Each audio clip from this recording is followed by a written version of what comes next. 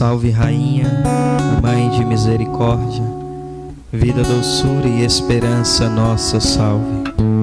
A vós bradamos, degredados filhos de Eva, a vós suspiramos, gemendo e chorando neste vale de lágrimas. E pois, advogada nossa, esses vossos olhos misericordiosos a nos volver, e depois desse desterro, mostrai-nos Jesus. Bendito é o fruto do vosso ventre, ó clemente, ó piedosa, ó doce sempre Virgem Maria. Rogai por nós, Santa Mãe de Deus, para que sejamos dignos das promessas de Cristo. Com vosso divino Filho, a Mãe Pia, abençoai-nos, ó Virgem Maria. Em nome do Pai, do Filho e do Espírito Santo. Vamos pegar em Gênesis capítulo 3, versículo 15.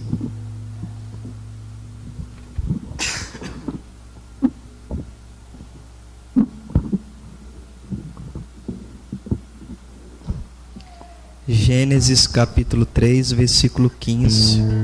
Primeiro livro da Sagrada Escritura.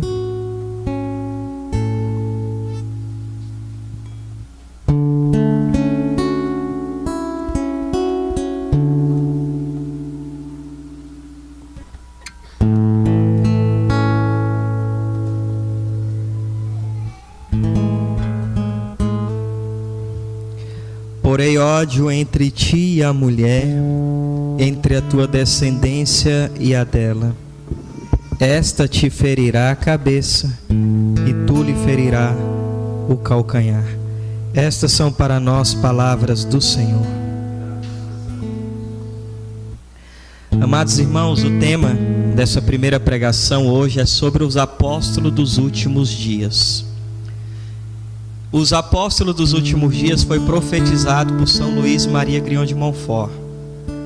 São Luís Maria Grignon de Montfort escreveu um livro chamado, para aqueles que ainda não conheciam, o Tratado da Verdadeira Devoção à Santíssima Virgem Maria, que é um livro em que as pessoas leem para se consagrar a Nossa Senhora por esse método. Existem vários métodos de consagração, mas nós temos falado desde ontem do método de São Luís, que particularmente é o método que eu mais aprecio, Dia 8 de dezembro, se for vontade de Deus, vou renovar a minha escravidão, onde vou fazer então 12 anos de consagrado a Nossa Senhora por esse método. Então o método da igreja, ensinada por vários santos, mais recente dos nossos tempos, São João Paulo II, onde tirou o lema do seu pontificado do tratado, chamado Totus Tuus. Esse era o lema de São João Paulo II, onde ele tira do próprio Tratado da Verdadeira Devoção à Santíssima Virgem. E São Luís foi um homem extraordinário, muito feliz em escrever esse livro. Existe uma mística, só para a gente entender um pouco a importância do tratado e o papel que ele tem de formar os apóstolos dos últimos dias. Existiu na igreja uma mística chamada Marta Rubem, uma mulher que viveu mais de anos somente da Eucaristia. Se eu não estou enganado, há mais de 18 anos.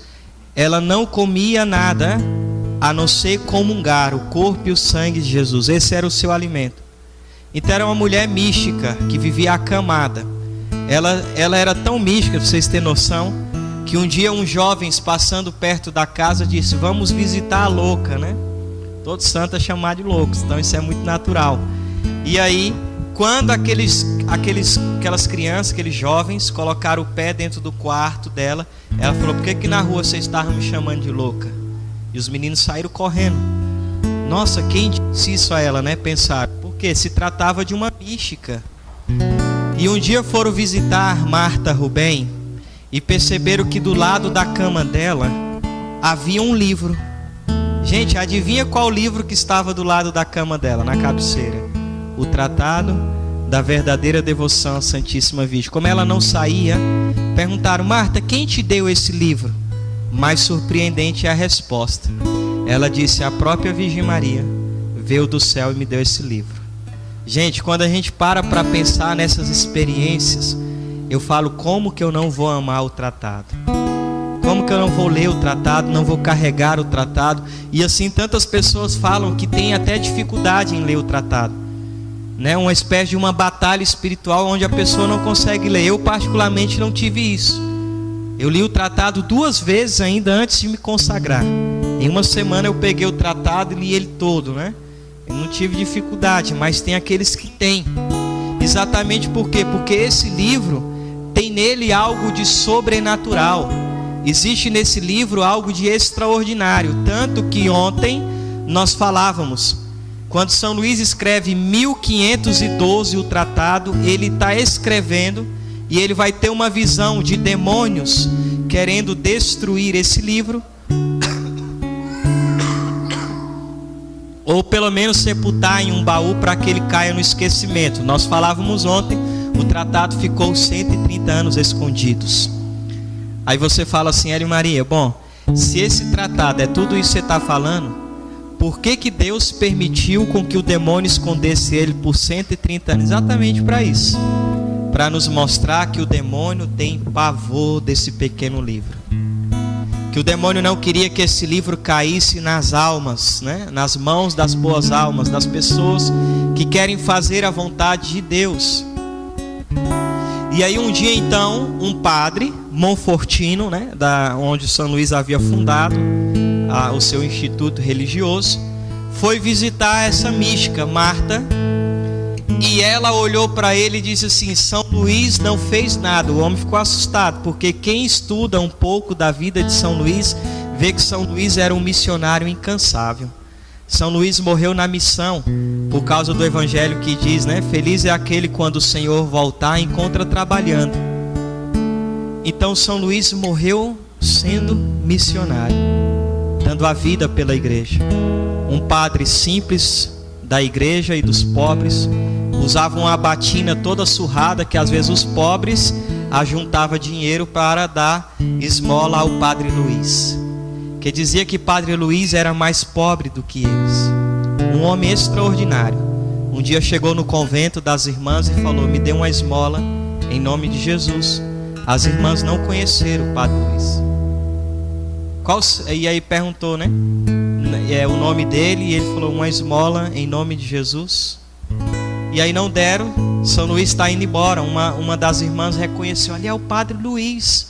E correram atrás e falou: padre, por que o senhor não falou o seu nome? Aí ele disse: se vocês negaram uma esmola em nome de Jesus, por que vocês dariam em nome de Luís? Então era um homem extremamente de Deus, um homem extremamente assim mariano. Em um livro que fala da biografia de São Luís, um livro grosso do autor chamado Lecron, fala que os historiadores dizem que é como se São Luís já nascesse com a devoção a Nossa Senhora. Ele com 5 anos de idade já recitava o rosário. O seu pai era de um temperamento colérico, então agredia muito, né? Era muito ignorante, estourado. São Luís com 5 anos via a mãe chorando e ele exortava ela a não murmurar contra Deus, a oferecer todo o seu sofrimento e sua dor a Deus. Como é que uma criança de 5 anos faz isso? Por uma graça especial de Deus. Então desde pequeno já notaram aquilo que era o mistério de Deus na vida de São Luís. Ele com 5 anos às vezes passava horas e horas diante de uma imagem de Nossa Senhora. São Luís, um homem extremamente mariano, sem nenhuma dúvida um homem escolhido pela própria Virgem Maria para propagar e divulgar a consagração. Sem nenhuma dúvida São Luís foi escolhido como um apóstolo mariano. E aí ele vai falar aqui no tratado sobre os apóstolos dos últimos dias. Nós vamos meditar em alguns aspectos. No número 55 do tratado, os apóstolos dos últimos tempos.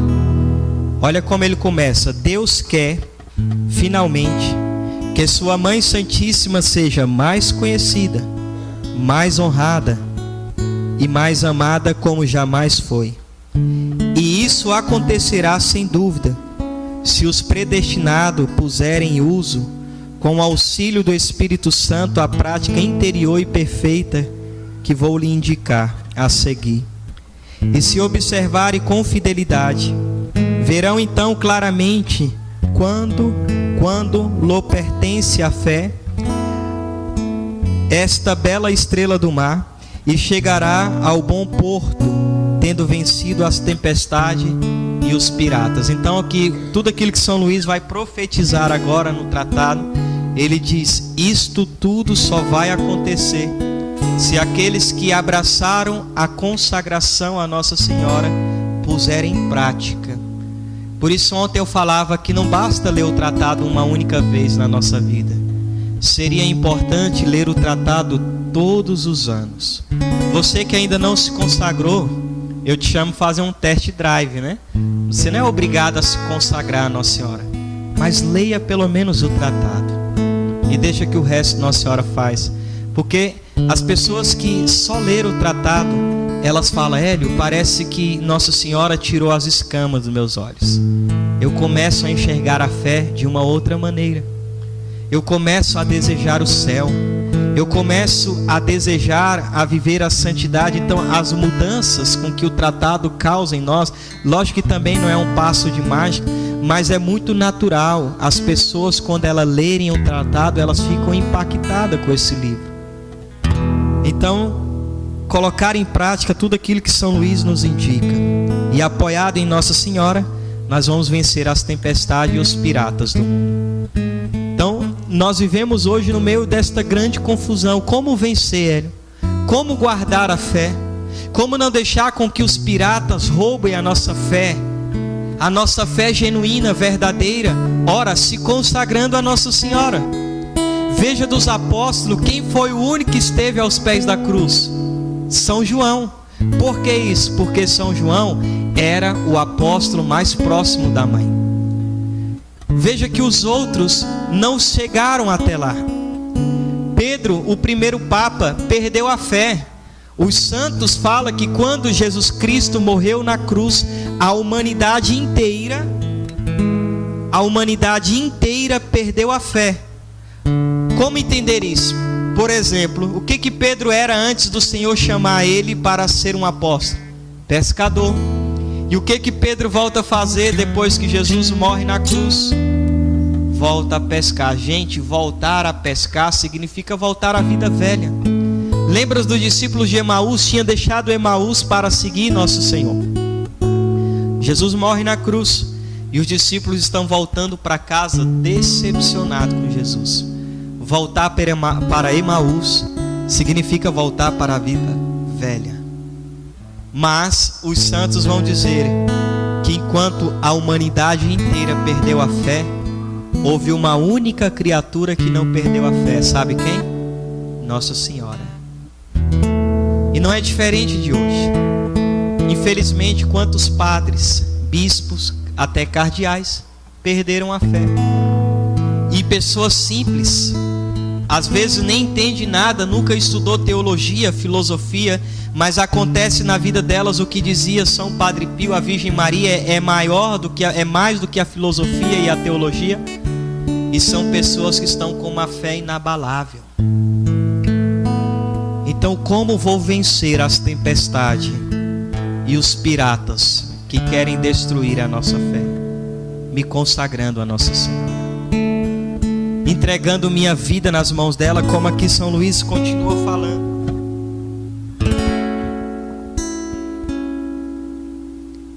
Conhecerão as grandezas desta Senhora e se consagrarão inteiramente ao seu serviço, como súditos e escravos de amor.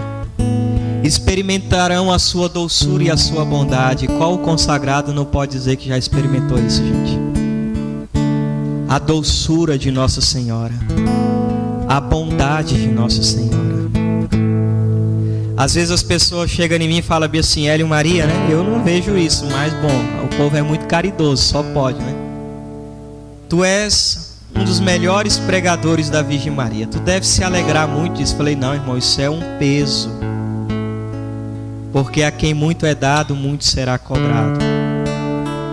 Mas eu confesso a vocês, gente, eu tenho 14 anos de caminhada, são 13 anos que eu estudo sobre Nossa Senhora. São 13 anos que eu procuro estar sempre ao lado de minha senhora, ou como gosto de chamá-la carinhosamente, estar sempre ao lado da minha princesa. Eu não tenho palavras para descrever as doçuras do cuidado maternal dela que experimento na minha vida. As pessoas falam assim: Hélio Maria, você é muito corajoso, menino. Você tem 8 anos de casado, você tem 5 filhos. Ou você tem muita fé, ou você é doido. Ter 5 filhos numa crise dessa. Não é questão, né, de ser corajoso, é questão de obedecer à igreja. Eu falo para minha esposa, esse pecado de ter abortado, né, os abortos ocultos que os anticoncepcionais causam, eu e você não vamos prestar conta com Deus. Graças a Deus, menos um pecado. Mas o que nós experimentamos da bondade e do cuidado de Nossa Senhora, quando a gente se entrega verdadeiramente a ela. Eu lembro que um dia eu não tinha ainda terminado o rosário, faltava um terço. Era 1h pouca da manhã. Então minha esposa, Sol, já estava dormindo, as crianças dormindo. Eu falei, vou rezar o último terço fazendo o cenáculo. Peguei o livro, o Movimento Sacerdotal Mariano, do Padre Gobi, aquele livro azul das mensagens de Nossa Senhora. Então reza um terço e abre uma mensagem. E ali eu convidei os anjos, né? Anjos da guarda da minha esposa, dos meus filhos, para rezar comigo.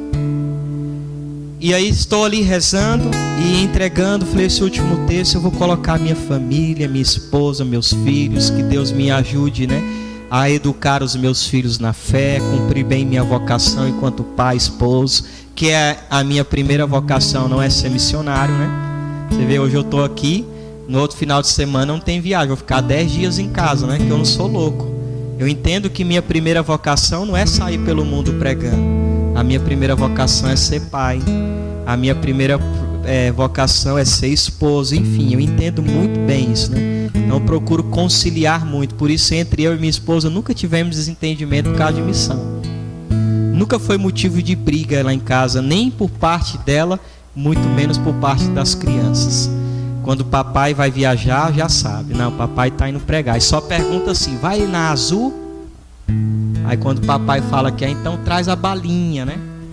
Aí a aeromoça passa, o senhor vai querer o quê? 5 balinhas de gelatina. Aí guarda tudinho, levar para as crianças, né? Mas por ter esse pé no chão, então não tem esse problema, né? Lá em casa, graças a Deus, porque entendo isso, né? Essa questão da minha primeira vocação.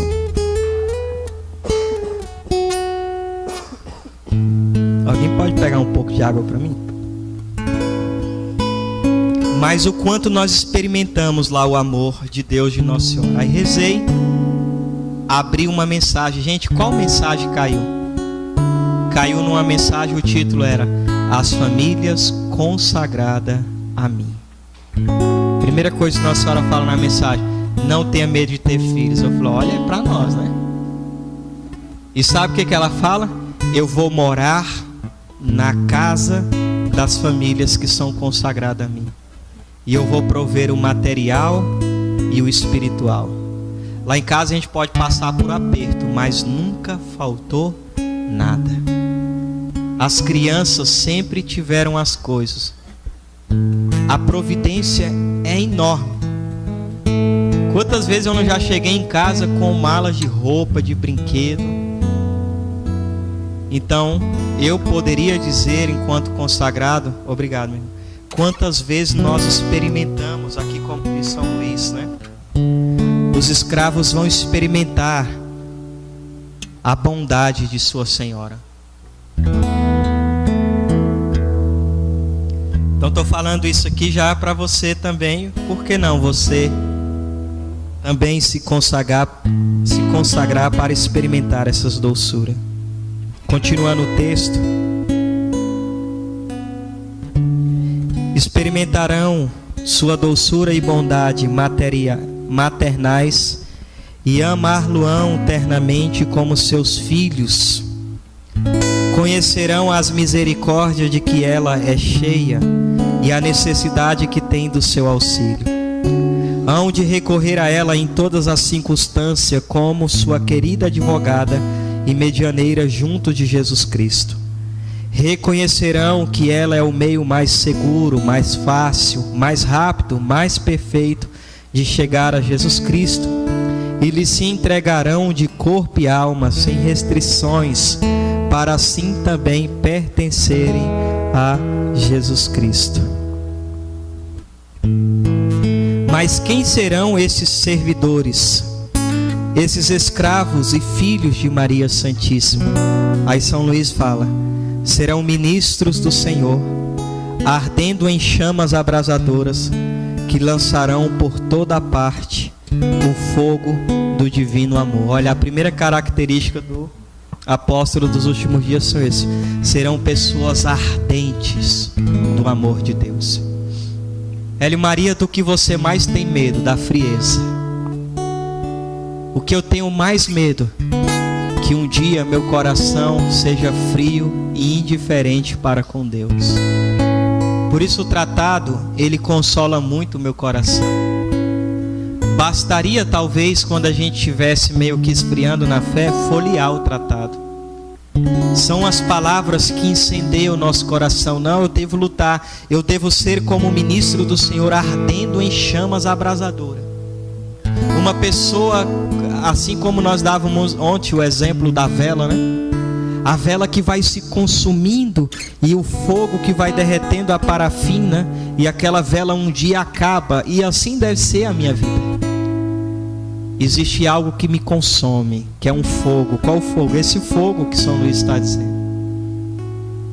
Serão flechas agudas nas mãos de Maria Santíssima, toda poderosa, pronta a transpassar os seus inimigos. Olha só, o escravo, ele é escolhido para ser na mão dela uma flecha pontiaguda para transpassar o inimigo dela, gente.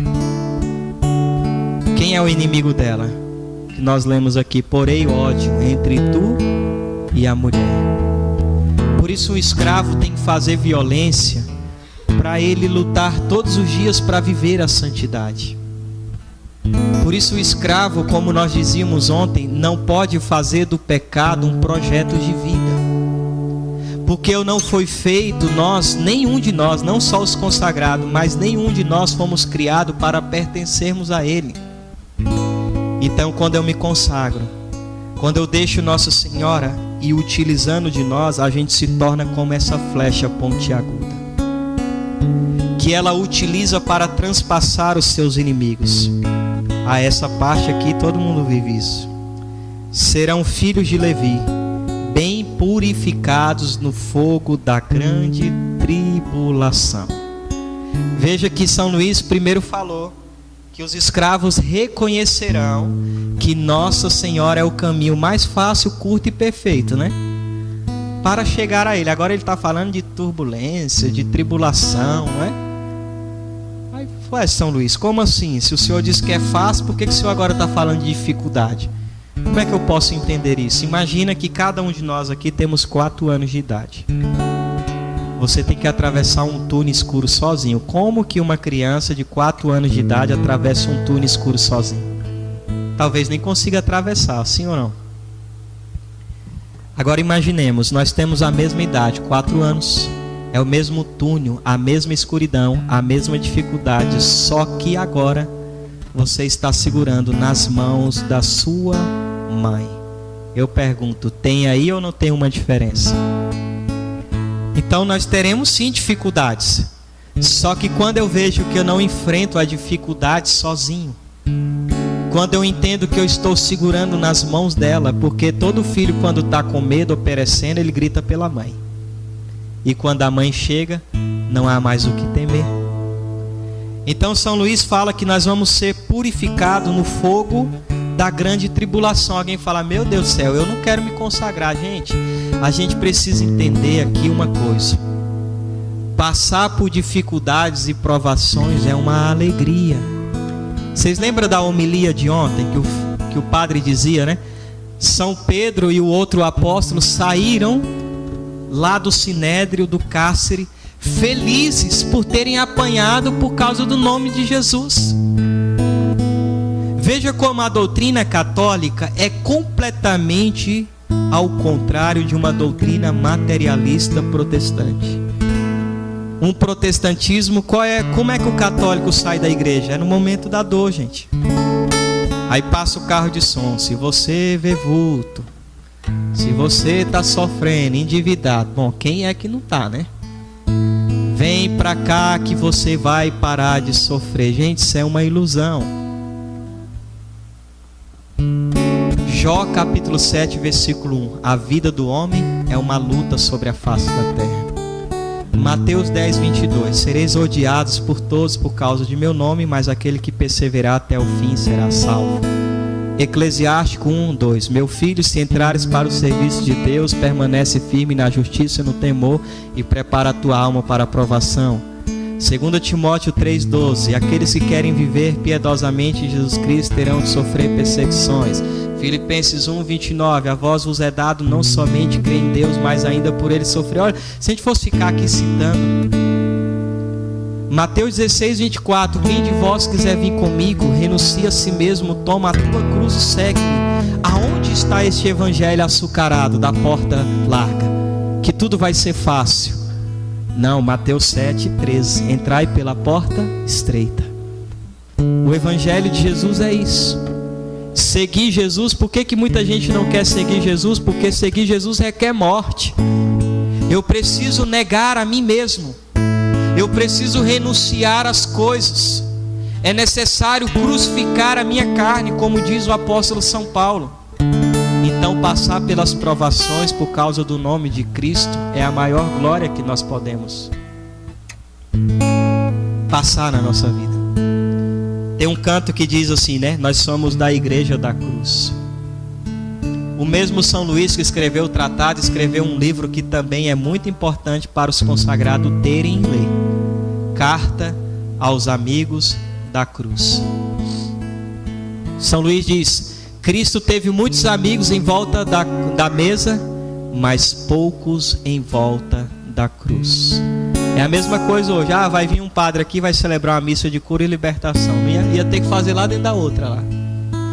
É um povo que só está atrás de Deus, querendo a cura de Deus e não o Deus da cura. É um povo interesseiro. Mas cadê os amigos da cruz de Cristo?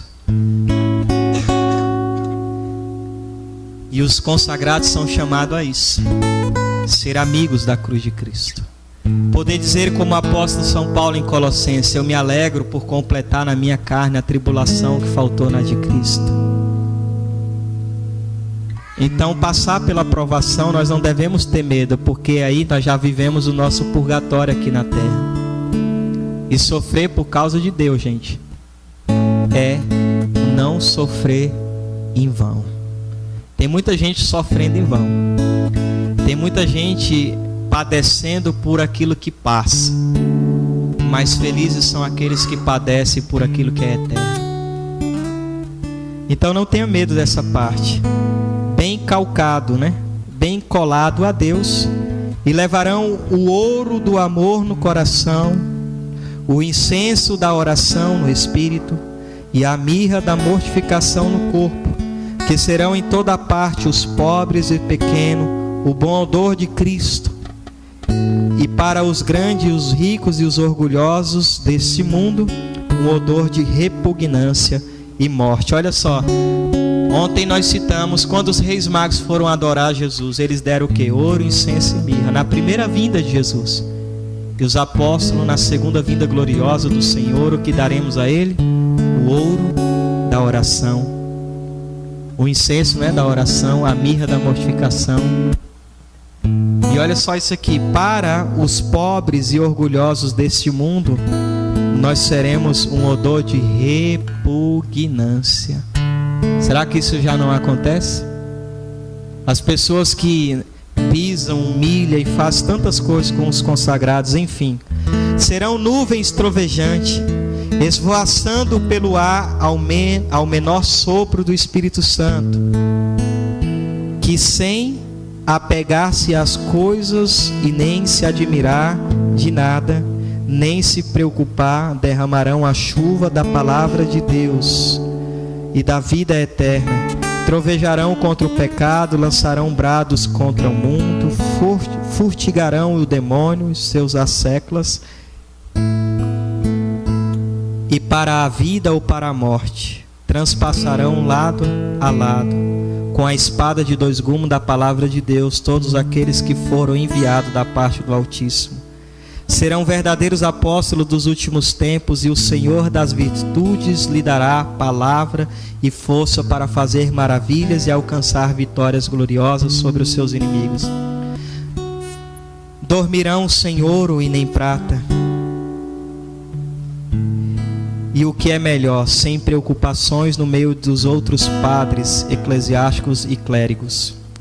E no entanto possuirão as asas prateadas da pomba, para voar com a pura intenção da glória de Deus e da salvação das almas, onde os chamar o Espírito Santo, deixando após si os lugares em que pregaram o ouro da caridade, que é o cumprimento da lei. Enfim, aí São Luís vai falando várias coisas. Mas sabe o que é interessante, gente? Existia um homem chamado São Maximiliano Maria Kolbe. Qual foi a parte do tratado que mais mexeu com São Maximiliano? Os apóstolos dos últimos dias. São Maximiliano dizia, na época era beato, né? O beato Montfort profetizou a nossa missão. E olha que interessante isso. E aí São Maximiliano, com 21 anos de idade, vai fundar a milícia da Imaculada, porque está escrito que os apóstolos dos últimos dias trovejarão contra o pecado. Está escrito que os apóstolos dos últimos dias não temerão nenhum mortal na face da terra, por mais perigoso que ele seja. Eles viverão no deserto, isto é, na vida interior. E São Maximiliano, com 21 anos de idade, funda a milícia da Imaculada, porque viu a maçonaria que foi diante da igreja em Roma, com um banner onde Lúcifer pisava em São Miguel, e ele dizia: nós vamos tomar a igreja. E um jovem de 21 anos de idade fundou a milícia da Imaculada para combater a maçonaria. Homens que foram extremamente de Deus, homens que não temeram. Quando a gente fala da figura dos apóstolos dos últimos dias, eu me recordo de quem? De São João Batista. Quem viveu no deserto? São João. Quem não temeu as pessoas? São João. Quem trovejou contra o pecado? São João. Quem não tinha medo até mesmo das pessoas mais importantes? São João. Como não teve de Herodes. Por que foi morto, assassinado? Por que arrancaram a cabeça de São João? Porque denunciou o pecado de Herodes, que era um dos homens mais poderosos daquela época. Assim deve ser os consagrados da Virgem Maria, que sempre vai trovejar contra o pecado. Lógico que hoje a gente precisa ter sabedoria, estratégia, sempre dizer a verdade, mas também sempre na caridade. Sempre dizer de uma maneira, né, que as pessoas aderem àquilo que nós estamos falando. Mas aí está sim a missão dos apóstolos dos últimos dias, e contra a onda do mundo. Então é muito natural, por exemplo, um consagrado, ele vai mudar toda a vida dele, até a maneira de se vestir. Porque o mundo hoje quer implantar o quê? Que não existe mais o sexo, homem e nem mulher, né? Agora é a ideologia de gênero, a roupa unissex. Você escolhe o que você quer ser da sua vida, e aí Nossa Senhora vai inspirando o homem se vestir como homem, a mulher se vestir como mulher. Veja que, por exemplo, a modéstia no vestir é um remédio contra o mal dos nossos tempos. No ano 430 e alguma coisa, São Nilo profetizou: no século 21 as pessoas andarão na rua, ninguém saberá quem é homem e quem é mulher, por causa dos vestes e o corte de cabelo. Eu te pergunto, estamos vivendo nessa época? A gente sai na rua, a gente não sabe mais quem é homem, a gente não sabe mais quem é mulher, gente. Então os apóstolos dos últimos dias vai contra esta mentalidade mundana. Os apóstolos dos últimos dias começam a querer viver a igreja de Cristo e não uma igreja mundanizada. Ele não aceita o mundo, né, que querem colocar o mundo dentro da igreja. Não é o mundo que precisa mudar a igreja, mas é a igreja que vai mudar o mundo. Então são pessoas que querem fazer a vontade de Deus. E são pessoas sim que para alguns vai ser, né, um remédio, um consolo de Deus, mas para outros vai ser motivo de piada, de chacota, de perseguição. Os apóstolos dos últimos dias derramarão a chuva da palavra de Deus nos 4 cantos da terra. Gente, vocês conhecem o padre Paulo Ricardo? Que benção esse padre faz para o mundo? Eu estou mentindo? O que ele é da Virgem Maria? Vocês conhecem o Monsenhor Jonas Habib? Gente, o que esse homem fez pela igreja, o Monsenhor? O que ele é da Virgem Maria? Escravo. Vocês conhecem o professor Felipe Aquino, que também viaja o mundo inteiro para pregar? O que ele é da Virgem Maria? Escravo. Vocês conhecem o Moisés Rocha da vida, que viaja também? Um Anderson Reis, um Irmão Trovão, um Cal Tedesco. Olha, pode olhar esses homens que estão viajando, a Irmã Zélia, né? Para dizer que eu não citei nenhuma mulher, Irmã Zélia. Todos eles, a maioria são o quê? Escravos da Virgem Maria. Será que a profecia de São Luís não está se cumprindo? Porque tem várias pessoas pregando, mas por que eu estou citando esse, gente? Porque são pessoas que eu conheço. Tem muita gente pregando besteira. Tem muita gente pregando o que pensa, o que acha. Tem muita gente pregando falso ecumenismo. Tem muita gente doida. Mas eu estou falando daqueles que realmente foram levantados por Deus para anunciar a palavra de Deus. Então estou falando de quem eu conheço, né? Que eu não vou pôr a mão no fogo de quem eu não conheço. Será que não está se cumprindo as profecias de São Luís? E outra coisa que São Luís fala, né? Que tem até na palavra também, que nós citamos. Então, por exemplo, Colossenses 1,18 diz: Cristo é a cabeça da igreja e a igreja é o seu corpo. Então a igreja católica é o corpo místico de Cristo. E São Paulo diz que um corpo tem vários membros. Então eu tenho perna, joelho, braço, não é assim? Cabeça. Que membro seria o escravo de amor dentro do corpo místico de Cristo? O calcanhar, gente. Isso aqui é muito importante. Serão pequenos e despercebidos como o calcanhar de São Luís. Quem é que percebe o calcanhar? Qual moça que um dia recebeu um elogio? Nossa, que calcanhar lindo, né? Até porque o calcanhar é pequeno, despercebido. Às vezes o bichinho está todo rachado, né? Mas o calcanhar tem uma função muito importante, vocês sabiam?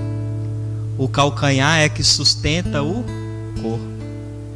Quando São Luís fala que os escravos serão o calcanhar dentro, né, do corpo místico da igreja, do corpo místico de Cristo, ou seja, os escravos serão o quê? O suporte, gente. Por isso que eu citei, por exemplo, Padre Paulo Ricardo, porque quem é que ensina a doutrina hoje? São os consagrados. São os bispos consagrados, os padres consagrados, né? Infelizmente os outros, a maioria, são adeptos da teologia da libertação. Precisamos nos libertar de uma igreja opressora que nos oprime com os seus dogmas. Aí vamos lutar pela terra, né? Pelo Lula, por não sei mais quem, CUT, MST, não sei o que, a terra. Vamos cuidar das almas das plantas, enfim, né? Nem sabia que planta tinha alma, mas são as besteiras que se ensinam. E onde está o evangelho, a preocupação com a alma do próximo? E os escravos estão ali dando suporte. Só que aí tem uma coisa, o calcanhar, todo dia quando a gente anda, a gente está fazendo o que com ele? Nós estamos pisando nele. O calcanhar é pisado, o calcanhar é magoado, o calcanhar não é percebido. Por isso eu sou extremamente feliz com a vida e com a espiritualidade da escravidão. Somos pequenos. Eu fiquei imaginando o que o povo pensou quando o Max falou assim: olha, está pregando aqui é o Hélio Maria, viaja o Brasil, fora do Brasil, né? Fica em pé aí. Aí quando o povo olha e fala: meu Deus, esse menino, não é assim? Mas veja como de fato o tratado vai se concretizando. Deus escolhe os pequenos para confundir os grandes. Deus escolhe os fracos para confundir os fortes. Eu lembro que quando eu fui pregar a primeira vez na minha vida, eu tinha um mês que estava caminhando na renovação, fui pregar só no ministério de pregação ali, né? Uma irmã rezou por mim e falou: Hélio, o que Deus põe no meu coração é a história de Davi. Você vai ser como Davi. Ninguém dava nada para o Davi, ninguém vai dar nada para você, Hélio. Mas você vai ter a experiência de Davi. Impressionante, gente. Um amigo meu falou para uma moça: olha, você tem que trazer o Hélio Maria para pregar aqui. sobre Nossa Senhora. Eu quero trazer, depois me passa o número dele. Aí essa moça teve na paróquia. Aí ele falou, vou apresentar, né, o Hélio Maria para ela. E aí ela já marca uma missão. Falou, esse aqui é o Hélio Maria. A mulher me olhou dos pés à cabeça. Você é o Hélio Maria? Eu falei, não me chamou para pregar. Aí passou um tempo, ela me viu pregando. Aí sim, depois foi chamar, né? Mas é interessante essas experiências. Eu fui pregar num grupo de oração em São Paulo. No final, falou, alguém quer dar testemunho? O grupo de oração é assim, né? Aí uma pessoa foi dar testemunho, falou, pregador, me desculpa. Gente, quando vocês começaram a rezar por esse menino, eu falei com a minha irmã, vamos embora que dali não vai sair nada. Minha irmã falou assim, vamos ficar 5 minutos, né? Conforme for 5 minutos, ou a gente fica ou a gente vai embora, né? E ali eu estou impressionado. Como que Deus agiu na vida desse menino. Então é assim, o escravo são pessoas pequenas, pessoas simples, né? Eu fico vendo, tem gente que fala assim, poxa, Hélio, você é tão inteligente, né? Você vai ser um doutor um dia da igreja. Eu falei, meu Deus do céu, quando eu escrevo alguma coisa, tem que pedir para a Sol, minha esposa, corrigir. Eu escrevo tudo errado, gente. Se vocês me derem para me somar aí, né?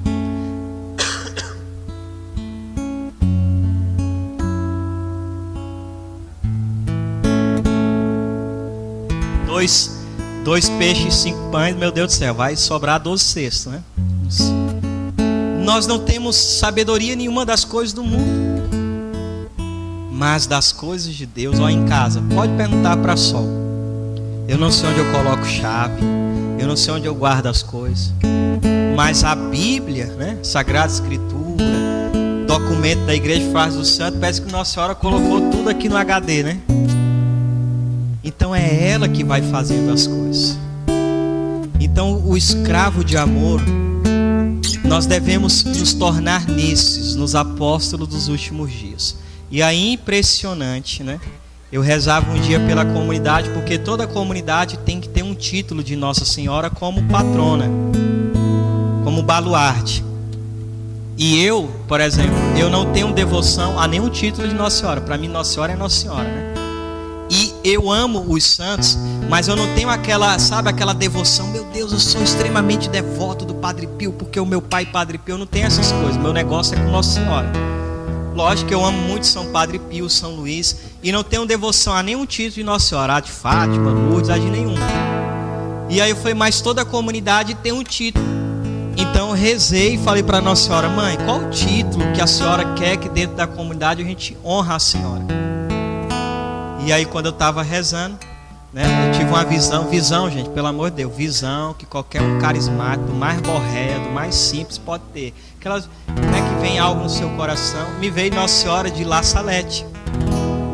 E aí eu falei, nossa, ela usa corrente, né? Então a gente como consagrado, então vai ser.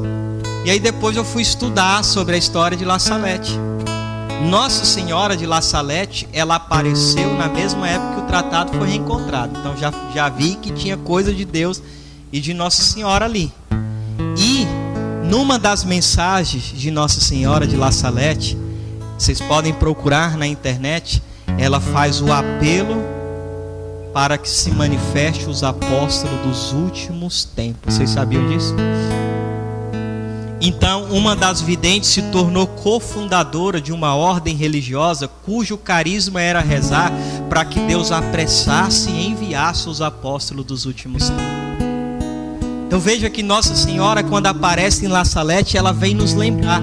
Eu convido vocês, procura na internet o apelo de Nossa Senhora de La Salette para os apóstolos dos últimos dias. Gente, é a mesma coisa que está no tratado. Serão discípulos de Jesus Cristo. São Luís também fala isso. Então que coisa extraordinária. Nossa Senhora fez um apelo para que se manifestasse logo os apóstolos dos últimos dias. É hora de nós, enquanto na nossa consagração, nos levantarmos. Como que eu estou vivendo a minha consagração? E aí entender uma coisa, o tratado, nós conhecemos como tratado. Mas sabe qual foi o nome que o autor deu ao livro? Não foi tratado. Tratado, quando foi encontrado, faltavam algumas folhas.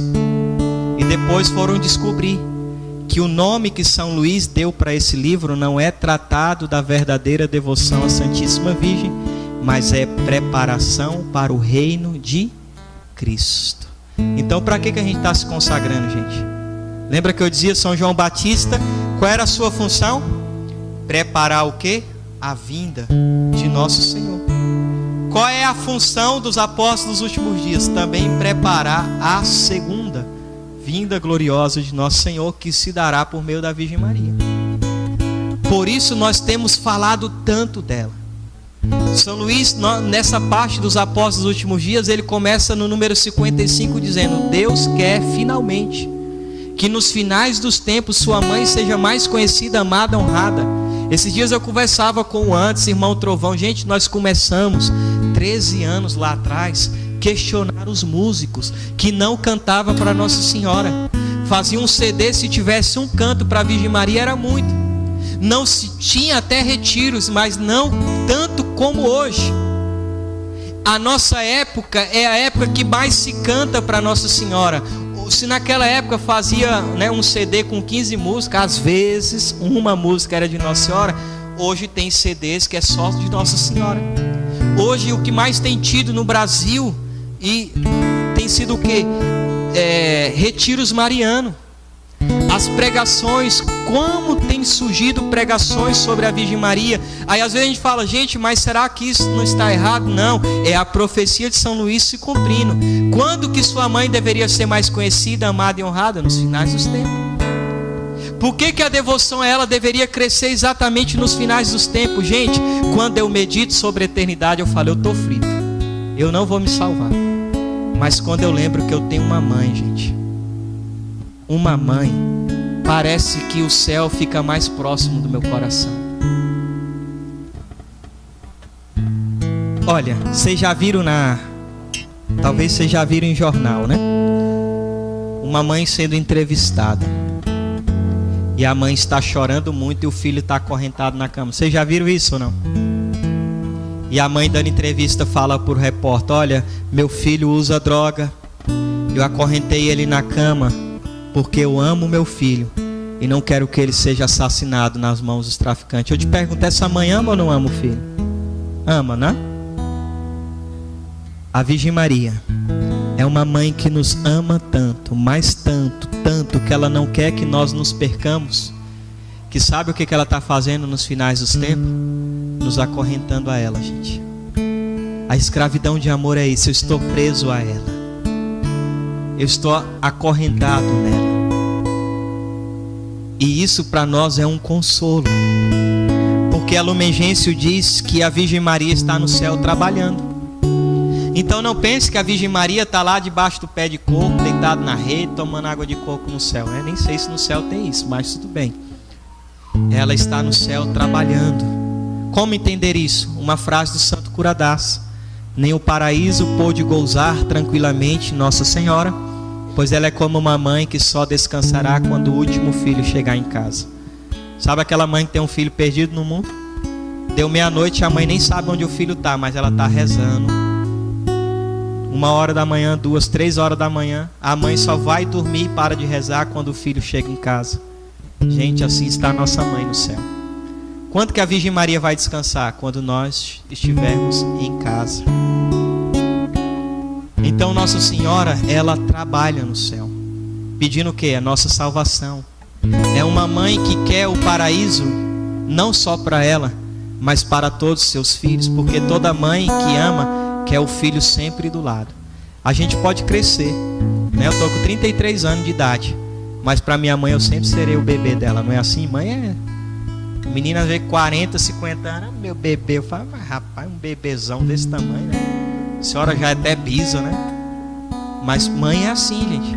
Então para Nossa Senhora nós sempre seremos os seus filhinhos.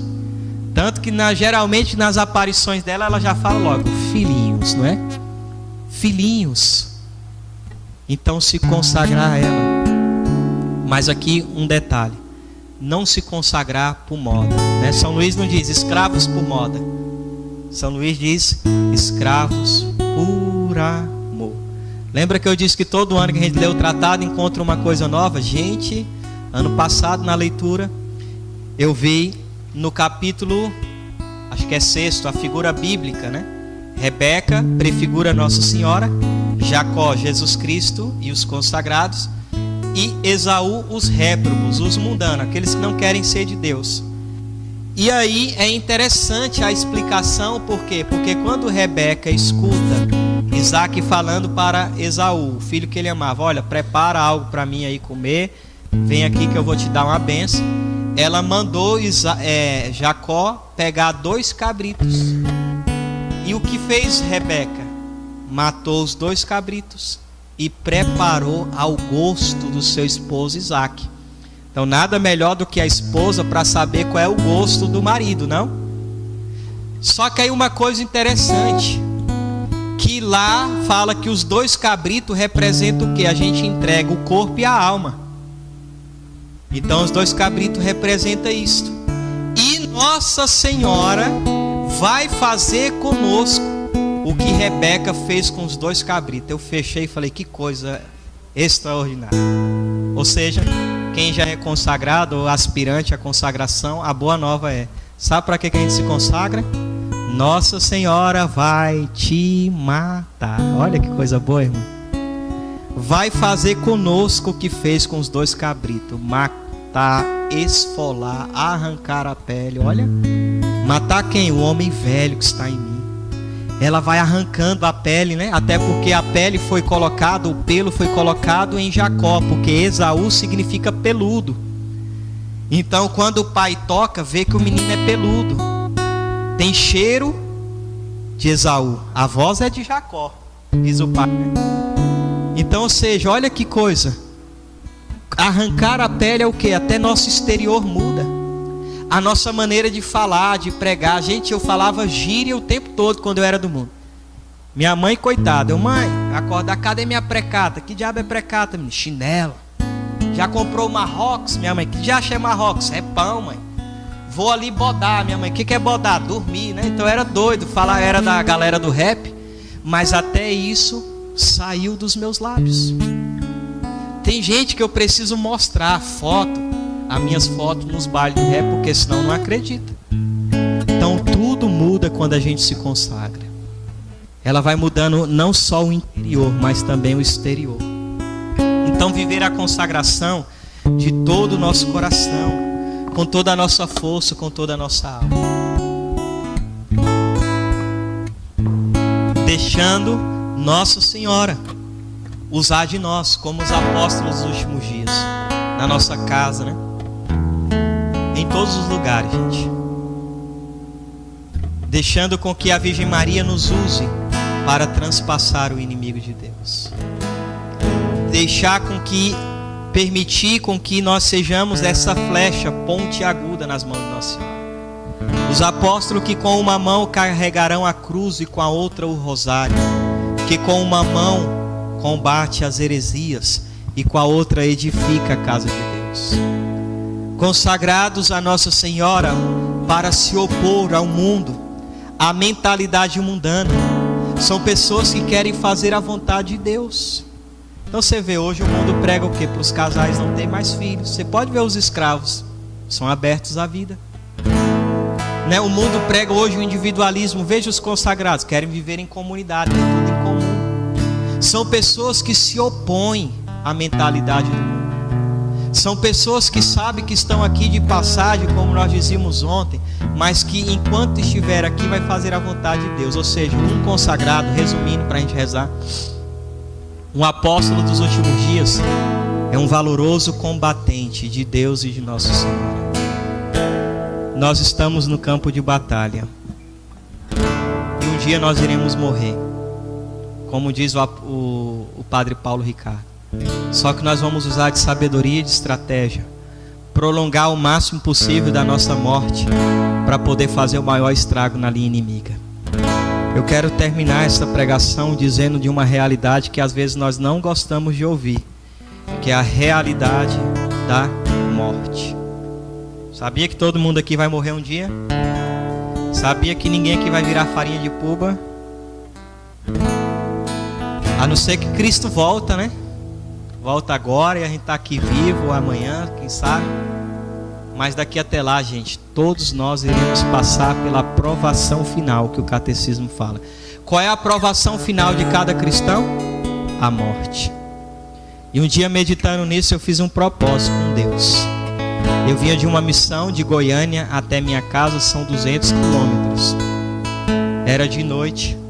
Eu vinha sozinho na poltrona, inclinei um pouco, vim rezando o rosário, contemplando o céu estrelado, né?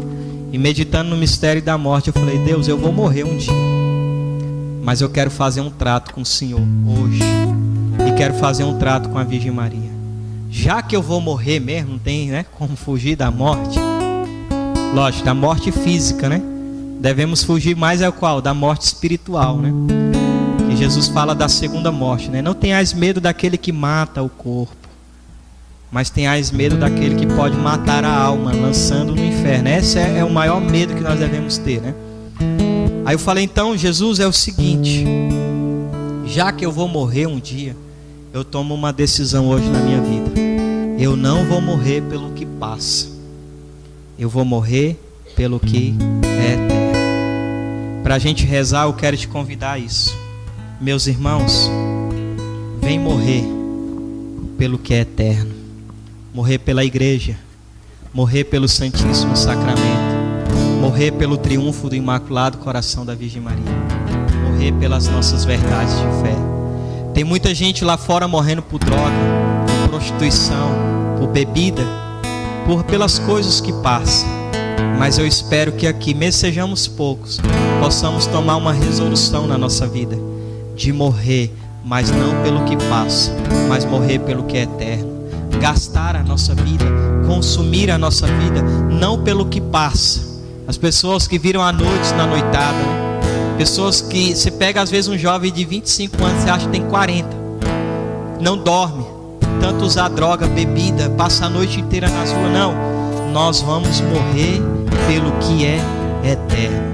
Nós vamos morrer pelo que não passa, como valoroso guerreiro da Imaculada, como verdadeiro combatente da Imaculada, como um homem e uma mulher de Deus. Eu estou aqui, Senhor.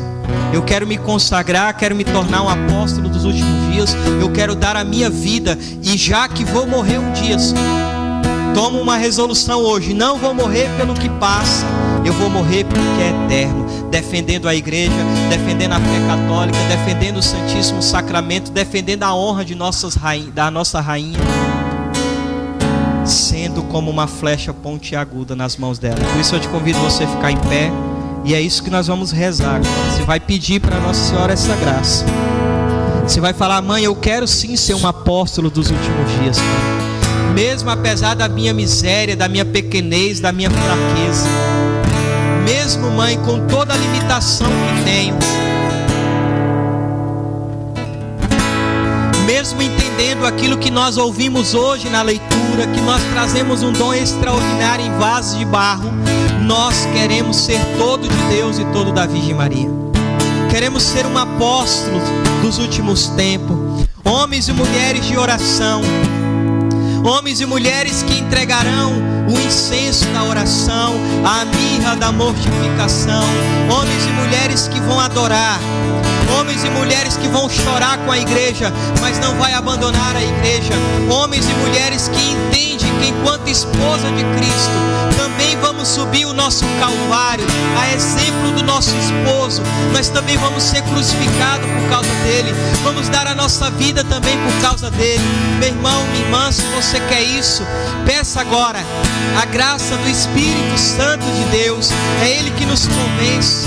Fala ao Espírito Santo, nos levanta como apóstolos dos últimos tempos, como homens e mulheres consagrados inteiramente a Deus e a Nossa Senhora.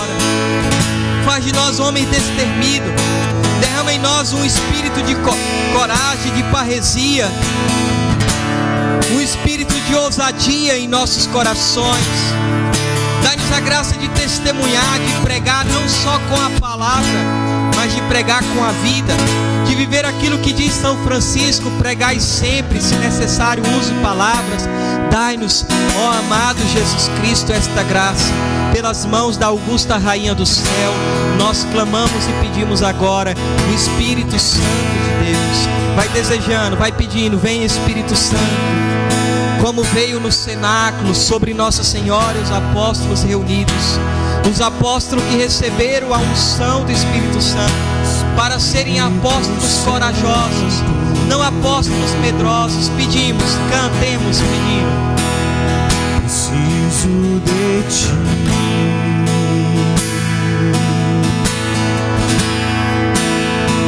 Vem nesse lugar, derrama tua unção, opera em mim.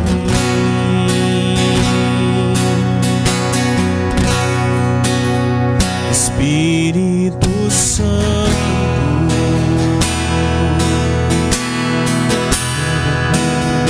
preciso de ti.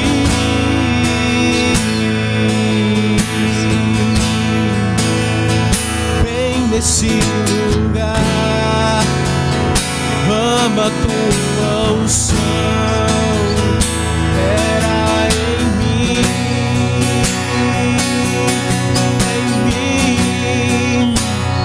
Vem com teu poder nesse lugar. Vem com teu fogo incendiar. Vem com teu poder nesse lugar. Vem com teu fogo incendiar. Vai soltando tua voz. Vai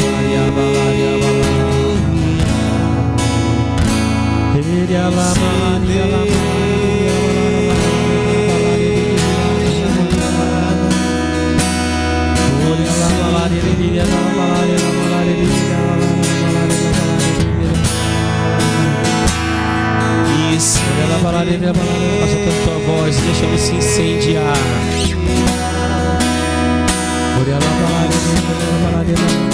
Esse fogo do alto, esse fogo do céu.